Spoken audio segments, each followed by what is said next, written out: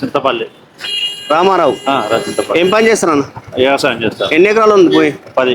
10 ఎకరాలు ఉంది. కౌలు రైతు. కౌలుదారులా? మరి కౌలుదారులకు రైతు బంధు ఇస్తా ఉన్నారు కాంగ్రెస్ పార్టీ, ఏమన్నా వచ్చినాయా మీకు? ఏదో అది ఎవరు మాట్లాడలేదు, పట్టించుకునే నాగలేదు దాని గురించి. పట్టించుకున్న ఆధారం లేదా? అంతేగా.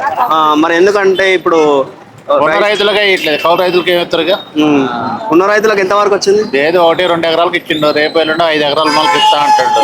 మరి వచ్చిన రోజు చూస్తాడు. మరి ఇప్పుడు వాళ్ళ మాటలలో ఇప్పుడు 5 ఎకరాలకు 5 ఎకరాల వరకు అన్నా ఇస్తారు ఆఖరికి, లేకుంటే అందరికి ఇస్తారు అనుకుంటున్నారా? అంటే ఈ 5 ఎకరాల వరకే ఇచ్చినట్టుగా ఉన్నది, మిగతా అందరికైతే ఇచ్చినట్టు లేరు. కౌలు రైతులకు వచ్చినప్పుడు వచ్చినట్టు లెక్క అది. మన ప్రజాపాలన దరఖాస్తులు అప్లై చేసుకున్నారా మీరు? చేసుకున్నారా? సో ఎట్లుందన్న 100 రోజుల పాలన? 100 రోజుల్లో ఏమన్నా మార్పులు వచ్చినాయా? కేసీఆర్ ప్రభుత్వం కంటే ఏమన్నా బెటర్ గా అనిపిస్తుంది ఎట్లా? అంటే ఇప్పుడే మన 3 నెలలే కదా, ఇప్పుడు ఏం అర్థం చేస్తుంది మనకి. ఒక సంవత్సరం చేస్తే కానీ కేసీఆర్ కన్నా బెటరా అనేది మనకు అర్థం అవుతుంది. అంటే ఇప్పుడు అయితే ఇచ్చేసిండు, కొన్ని అయితే పథకాలు ఇచ్చిండు, అనుకున్న 6 గ్యారెంటీలలో కొన్ని అయితే ఇచ్చిండు. అది మిగతా మరి కౌలు రైతుల్లో ఏం చేస్తే కౌలు రైతులకు ఇస్తున్నానే ఇస్తే ఆయన చేసిన పథకాల్లో మరి బ్యాంకు రుణాలు మాపి అన్నాడు, అది దాని హూ లేదు.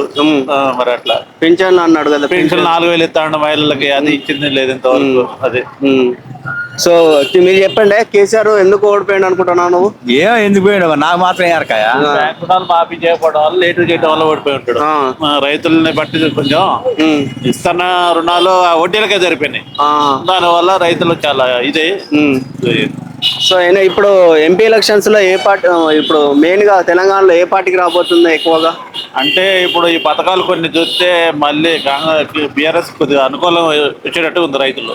బీఆర్ఎస్ అనుకూలంగా, ఎందుకంటే రైతు రుణాలు మాఫీలే, ఈ డబ్బులు ఎకరాలకు అట్లా. రైతులందరూ బీఆర్ఎస్ కి వేసేటట్టున్నారా? కొంచెం ఉన్నారు, దాని ఆలోచనలో ఉన్నారు. ఓకే అన్న, థ్యాంక్ యూ.